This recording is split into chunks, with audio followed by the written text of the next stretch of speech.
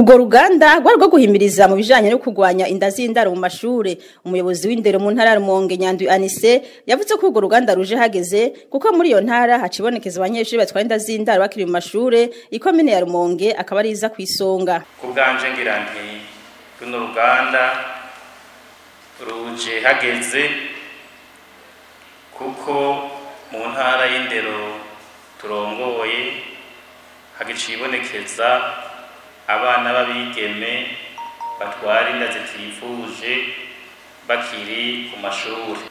Iyi komine uruganda ruriko ruberamwo twabamenyesha yuko ni komine irimwo abantu benshi kandi ariho bakunda kwibonekeza abana babigeme benshi gusumba ayandi makomine batwara inda z'ishushu zitifujwe bakiri ku mashuri. Aha rero nico bituma ngira nti uruganda rwaje hageze aho twese umwe wese kubimwega dusabwa guhimiriza kugira ngo noneho iyi ngeso y'abana bibaruka hataragera bakibaruka abana batabiteguriye bakibarukira bakiri mu nzu z'abavyeyi kugira ngo noneho iyi ngeso iranduranwe n'imizi burundu, kuko bibandanije uku ni kimwe mu ntambamyi ishobora gutubuza gushika kuri rya hangiro ry'Uburundi bwifashe muri 2040 n'Uburundi buteye imbere muri 2060. Mu cigwa catanzwe na muganga Uwimana Donavine yarerekanye ingaruka mbi zishobora gushika mu gihe umwigeme atwaye inda atarashikana imyaka 16. Twavuze yuko abo bana uravye mu biharuro usanga ari abana bakiri bato hagati y'imyaka 10 na 18 abadolescent. Mu bisanzwe uwo mwana ntaba aranaheza gukura mu byerekeye umubiri wiwe, utanguye gukura yatanguye kuba umuyabaga ntihaba haragera kuko ni ibintu biba ku myaka myinshi. Mu bisanzwe umwana akura kuva ku myaka nk'umwana w'umukobwa usanga ari kuva ku myaka 9 gushika ku myaka 18 hama haciye hagwamo ibyo gutwara inda. Urumva haca haza ibintu byinshi biriko birahinduka ku mubiri wiwe kubera hari ibintu byinshi bihindagurika iyo mu buzima bwawe haje ikindi kiremwa muntu ubwirizwa kwitwararika. Urumva uwo mwigeme rero usanga bimuhuriye ko ari byinshi gushika naho mu mutwe bicangacangana akabura ukunge navyifatamo, ugasanga hariho abashika ugasanga yagwaye akabonge, ugasanga yagiye no kwiyahura. Muri izo harimo kwibaruka abana badakwije ibiro, kubura amaraso kuko baba batitaweho mu miryango yabo. Abo bana kandi ngo barashobora kugira ingorane mu gihe cyo kwibaruka bigatuma mbere hari n'abagorana n'ingwara yo mu kigo hamwe n'ibindi. Ndayo mu cigwa catanzwe n'umunyamabanga mukuru w'ikigo kijeje imigenderanire hagati ya leta y'u Burundi n'ishamwe UNESCO Manirambona na Jean Bosco kubijanye n'imico n'imigenzo yarerekanye ko umwana avukiye kwa se yubaho kenshi mu gihe wavukiye kwa sekuru agaciro kaba gato. Akamenyesha ko mu bituma inda z'indaro zigwira mu mashure harimo ubukene no kubura ikiyago mu miryango.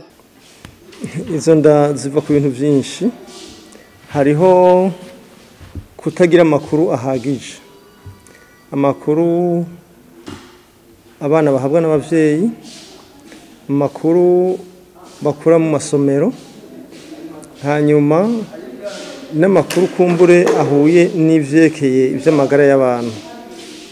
Mugabo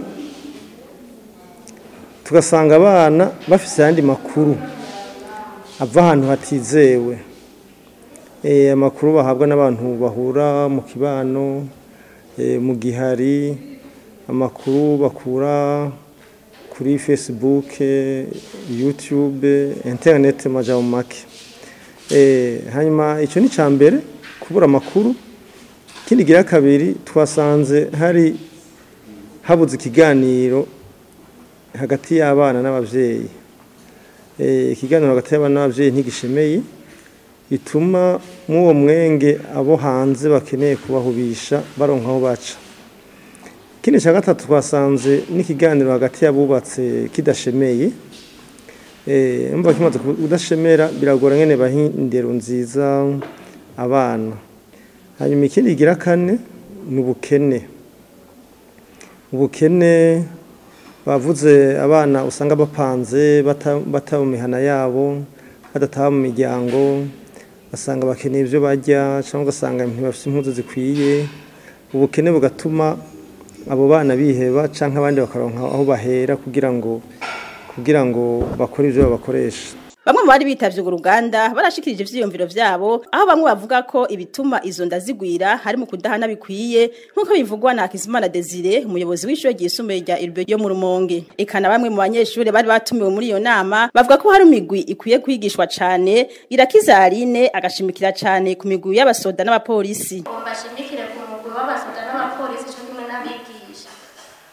Uyu munsi umugwi w'abasoda cyangwa se abapolisi n'abantu bobo sifiza n'urugero no bivuga kandi izo nyigisho bobo nimba bazigishwa sinzi gusa bobo urasanga n'umushahara boba batanga barawuheba bakawuha umukobwa nimba bahurira mu hoteli sinzi uwo mukobwa nawe yabonye yuko asigaja raso y'ibihumbi 100 kandi atakazakora iryo shuri arumva yuko yoriheba akaza arigubanira na wa musoda bisohokanira binywera imishito bakubita yose ariko nongera ndabasaba kugira ngo mutange raporo ku mugwi w'abasoda n'abapolisi izo nyigisho bazibahe bace bongera babafatire n'igihano kiberekana ko bafashwe ibyo bintu babikoze bubahe igihano gikaze hama nkaca nongera nkahanura abanyeshuri dufata yuko ubwadolesame ngo twobushira mu bintu